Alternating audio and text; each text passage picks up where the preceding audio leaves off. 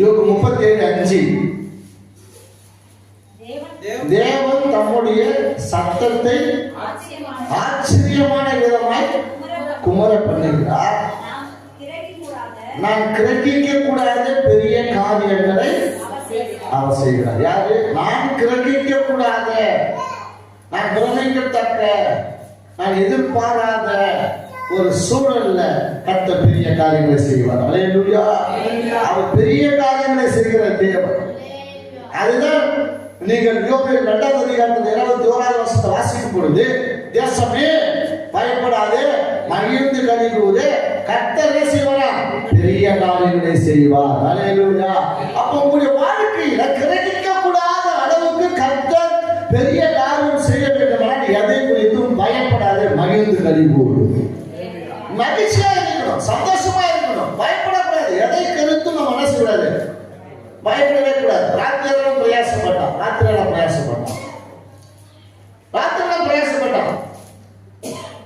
பேதுரு எப்படின்னா ஒரு பயங்கரமான அவன் பிரசித்தி பெற்ற அந்த விஷயம் மீன் பிடிக்கிற தொழில நிபுணரானான்.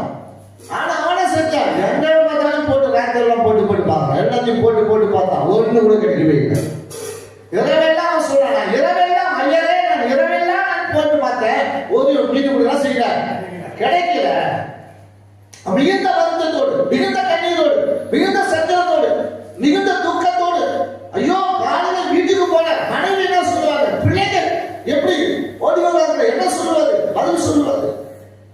மிகுந்த துயரத்தோடு, கண்ணீரோடு, சஞ்சலத்தோடு கூட அவன் அப்படியே துக்கத்தோடு, தோல்வி முகத்தோடு உட்கார்ந்து இருக்கும் போது ஆண்டவர் பார்த்து சொன்னார், பேதுருவே ஆழத்துல தள்ளி போய் போடு, ஆழத்துல தள்ளி போய் போடு. அவன் சொல்றான், நான் அங்கெல்லாம் போட்டேன், அங்கெல்லாம் போட்டுங்க. வாசிக்கிறான் லூக்கா 5ஆம் அதிகாரம் 4:5-6 வசனத்தை வாசிக்கிறான்.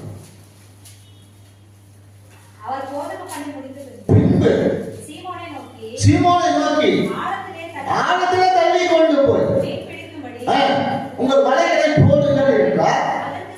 அதற்கு சீமோன், ஐயரே, முழுவதும் நாங்கள் பிரயாசப்பட்டு ஒன்றும் அகப்படவில்லை, ஆகியும் உங்களுடைய வார்த்தையின்படியே வலையை போடுகிறேன் என்றார். அந்தபடியே அவர்கள் செய்து தங்கள் வலைகள் கிழித்து போகத்தக்க மிகுதியான மீன்களை பிடித்தார்கள். மிகுதியான மீன்களை